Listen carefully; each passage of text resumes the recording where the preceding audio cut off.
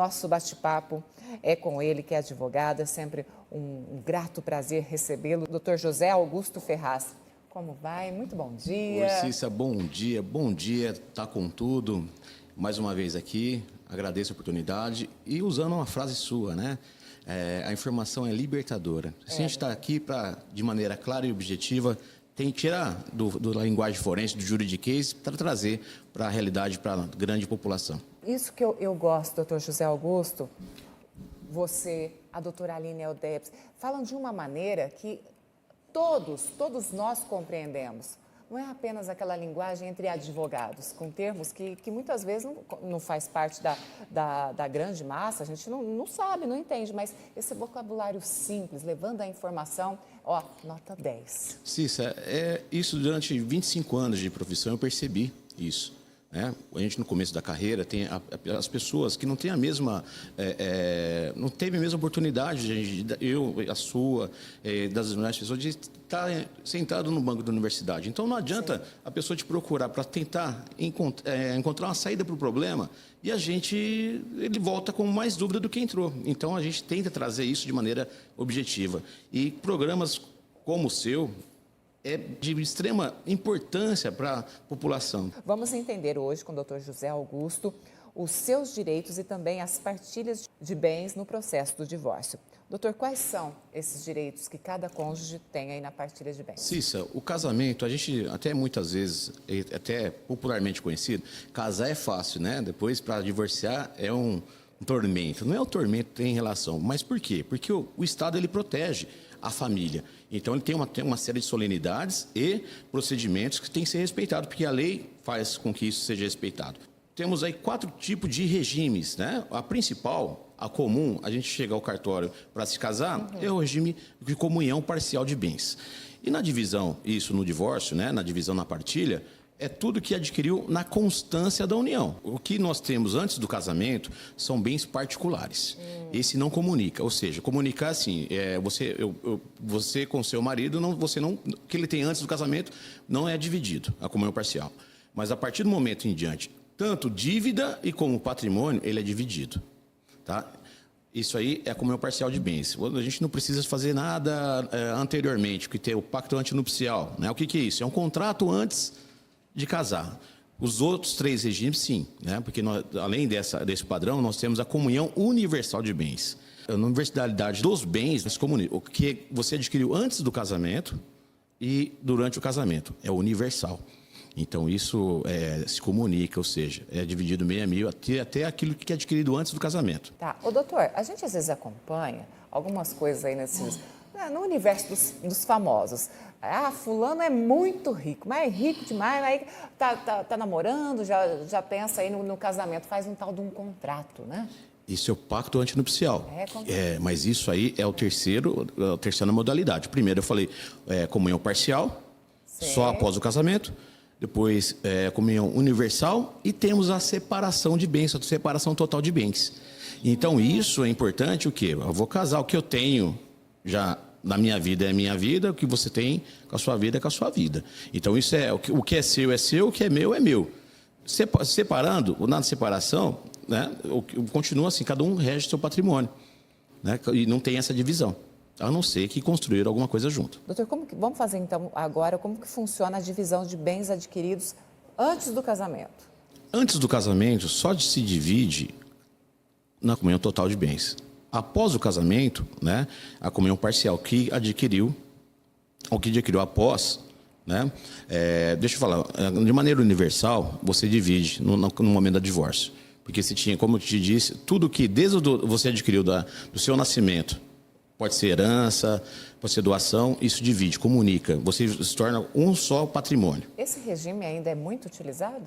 Não, justamente ele até 77 ele era comunhão de bens, né? Em 77 em diante da lei da mulher casada que instituiu os divórcios aqui, depois de desquite, vem uma evolução isso, né?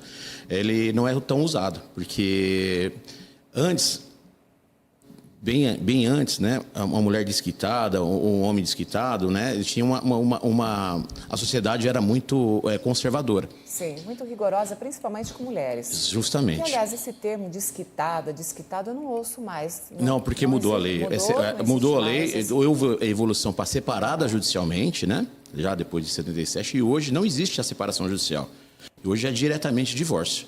Então, é até importante, vou separar do meu marido. Então, a gente, na nossa época, né, eu sou já do outro sistema jurídico, né, do anterior sistema jurídico, então havia a figura da separação judicial, que poderia, após separado judicialmente, você poderia reconciliar. Hoje não existe mais essa figura, porque hoje, se você se divorciar, para voltar, voltei, reconciliei, você tem que casar novamente. Isso é importante. Então, voltando à pergunta, né, é importante isso. A divisão que você adquiriu antes do casamento é só na comunhão universal. Na comunhão parcial de bens, não há divisão, porque a divisão só daquele momento do casamento para frente, em diante, que é anterior não comunica. Importante, Cissa, acredito que deve ser até uma outra pergunta, mas é destacar isso. Eu sou casado e recebo uma herança. Ótimo, excelente aqui, ó. Sou casado na comunhão parcial e recebo uma herança. Comunhão parcial, recebo uma herança ou uma doação. Vou me divorciar. Herança e doação comunica? Tenho que dividir com a minha mulher? Não. Isso são bens particulares. E se um dos cônjuges morre? Hoje, desses bens particulares, ainda se comunica. Por exemplo, eu tenho 3 filhos, né? Não quero que minha mulher morra. Vanessa, eu te amo, não quero que morra. Não, gente, é só para a gente aproveitar aqui para tirar todas Mas as eu dando dúvidas. esse exemplo, né? A sua esposa chama Vanessa? Vanessa. Saúde para você, Vanessa. Um beijo, um beijo. Hoje, na nossa legislação, eu só tenho bens particulares anterior ao casamento, ou adquirido de herança ou de doação, ou são bens particulares, são meus. Né? Hoje, a legislação fala o seguinte, que ela concorre. Então, o que eu tenho de particular, ao invés de dividir para os meus 3 filhos, divide para 4, porque ela ainda é a outra, ela concorre com os herdeiros. Suponhamos que eu tenho uma casa anterior ao casamento. Eu adquiri quando eu era solteiro. Certo. Tenho 3 filhos, né? A gente imagina que esses bens particulares eram divididos em 3. Não. 25% vai para a Vanessa e os outros 25% cada um vai para as crianças. E quando o casal não tem filhos? Não tem filhos, ela herda totalmente.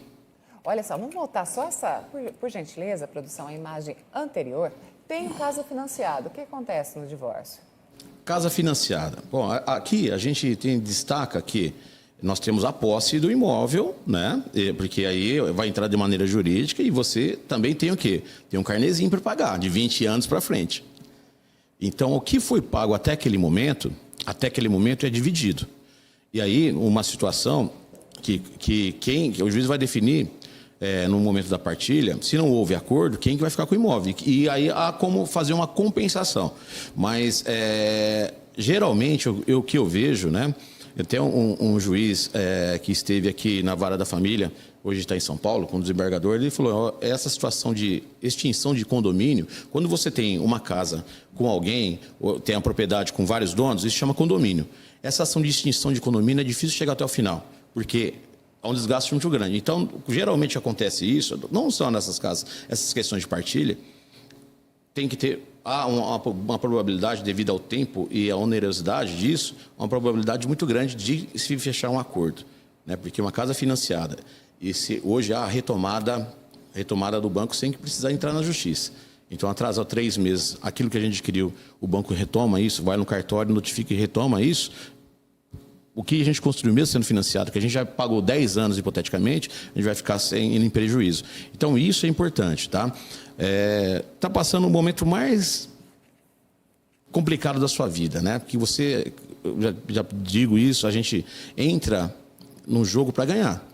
A gente casa para construir uma família, para dar uma vida. E, diante disso, você se vê numa situação onde a sua mulher saiu de casa, o seu marido saiu de casa, né? E você ainda, muitas vezes, até a pessoa passa muito isso, né? Que existe uma chantagem emocional e vai protelando isso. O tempo, isso desgasta, porque é o momento Saiu de casa, no outro dia procure o advogado para buscar uma orientação. Porque há muitas situações que a gente vê, Cis, de 4 meses, o marido já deteriorou o patrimônio, já passou, muitas vezes, no caso, nem do casamento e da união estável, principalmente, porque o bem é adquirido no nome dele. Então, procure um advogado, tenha uma orientação. Sim. É importante que essa questão da documentação, você vai buscar aqui escritura, relação de bens, relações de extratos bancários de investimento, entre outras tantas coisas, e procure o seu advogado para que possa sanar realmente aí a situação. Se voltou, tudo bem, ótimo, mas se não, você já está preparada. O tempo é importante a gente tomar essa medida, porque depois que acontece isso, é difícil reverter a situação. Doutor, eu gostaria, tem tantas outras perguntas, outras dúvidas aqui, vai ter que voltar. Volto sim. Tem direito a um cafezinho também. Não, eu viu? volto. Sempre um prazer trazer para a população, esclarecer isso para a população. E ressalto, a gente vem aqui trazer informação, mas busque sempre o seu advogado de confiança. Porque conhecimento é? Libertador. É isso mesmo. Doutor, uma ótima semana. Eu te espero já em breve aqui para a gente continuar. Estou inteiramente à conversa, disposição. Tá bem? Sucesso sempre. Para nós. Que Pra Deus nós. nos abençoe.